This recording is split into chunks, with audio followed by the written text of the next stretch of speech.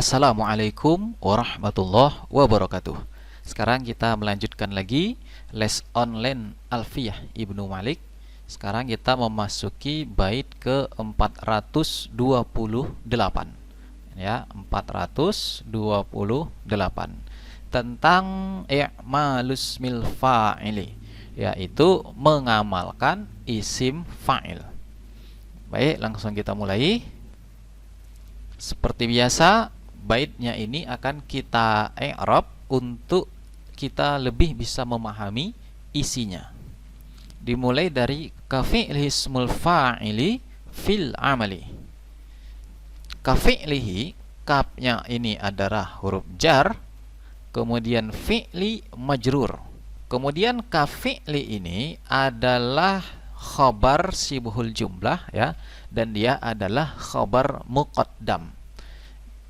Ini sudah kita pelajari ya pada level 1.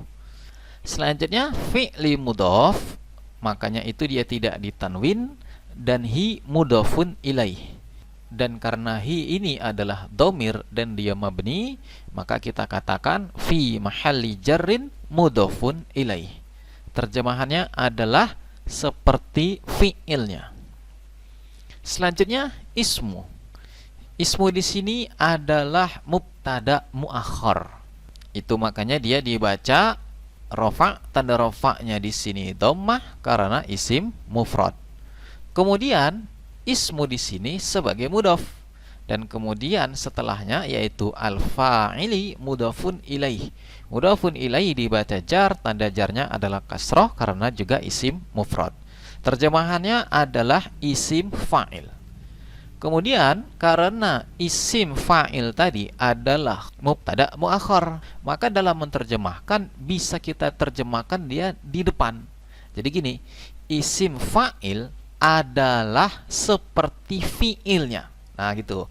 Meskipun dalam susunan ini kafi'lihi ismul fa'ili, kafi'lihi duluan, yaitu khobarnya duluan, kemudian ismul fa'ili belakangan. Tetapi dalam menerjemahkan kita boleh saja supaya lebih bisa dipahami.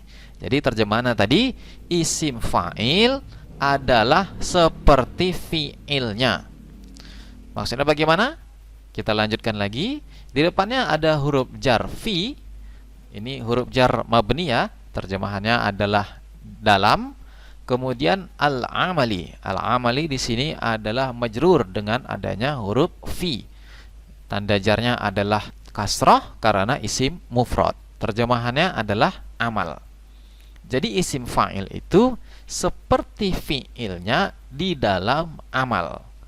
Maksudnya bagaimana? Maksudnya begini. Fi'il itu kan beramal ya. Di antara amalnya adalah merafa'kan fa'ilnya dan menasabkan maf'ulun bihnya. Nah, seperti itu ya, amalnya fi'il. Nah, isim fa'il bisa juga seperti itu, kafi'lihi fil amali, seperti fi'ilnya di dalam hal amal. Kemudian jar majrur fil amal ini muta'alliq kepada khobarnya. Baik, kita lanjutkan dulu sebelum saya menjelaskan baitnya nanti lebih detail. Selanjutnya adalah in. In di sini adalah syarat ya, terjemahannya adalah jika. Kemudian ada kana. Kana ini berarti kalau tadi in adalah syarat, berarti kana fi'il syarat. Sekaligus dia adalah fi'il madhi nakis, di mana isimnya adalah domir mustatir yang ada di dalam kananya itu. Kan kita sudah belajar ya pada level 1 bahwasannya fi'il itu bisa menyimpan domir.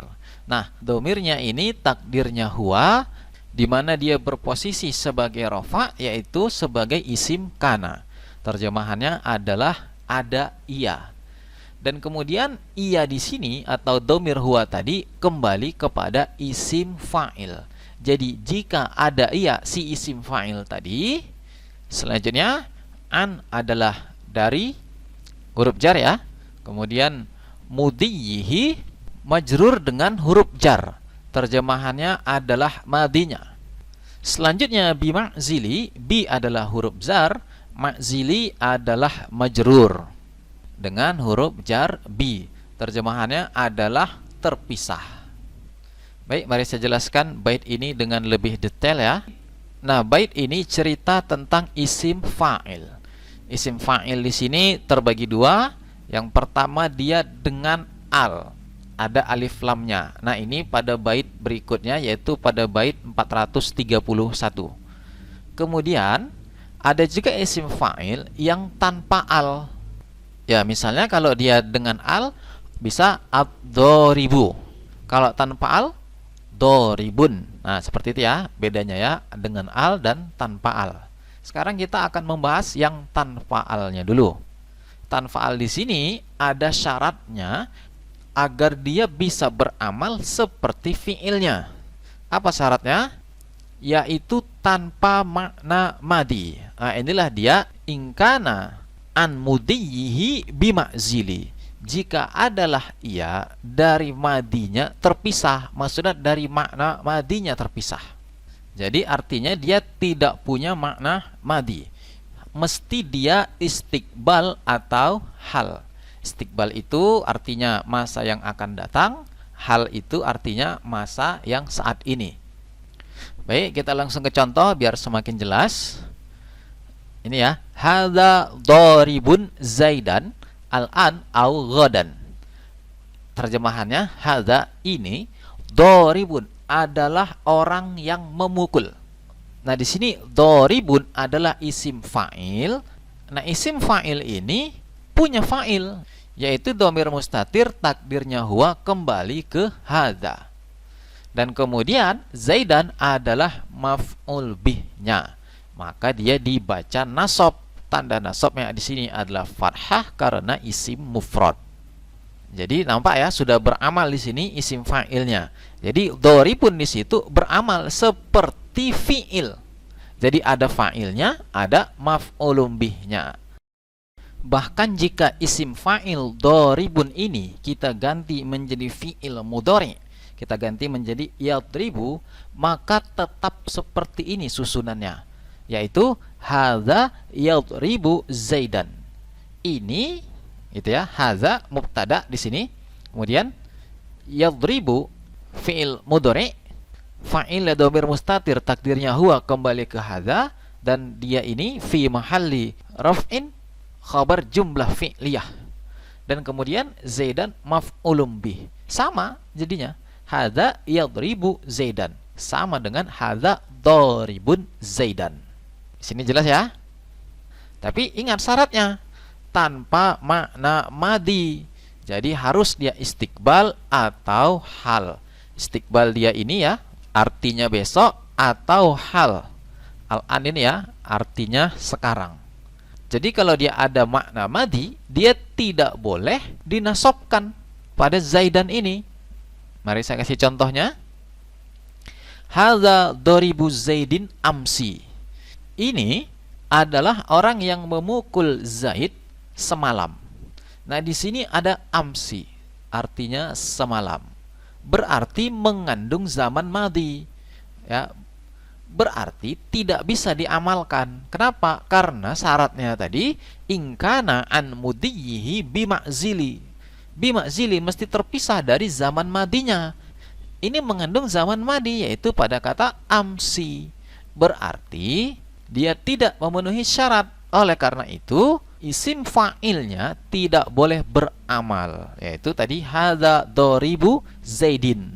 Jadi dia menjadi mudhaf dan Zaidin mudhafun ilaih. Nah, seperti itu. Ya, memang nanti dalam maknanya Zaidin tadi tetap saja sebagai objek, tetapi secara lafaznya tidak. Dia adalah mudhafun ilaih secara lafaz. Secara makna memang dia tetap sebagai objeknya, gitu. Nah, inilah pelajaran kita pada bait 428 ini. Insyaallah kita lanjutkan kembali pada pertemuan berikutnya di les online kita untuk bait yang 429 yang akan membahas syarat berikutnya. Nah, ini baru syarat pertama ya. Syarat pertama tanpa makna madi. Ada syarat selanjutnya, yaitu pada bait 429. Baik, saya tutup. Assalamualaikum warahmatullahi wabarakatuh.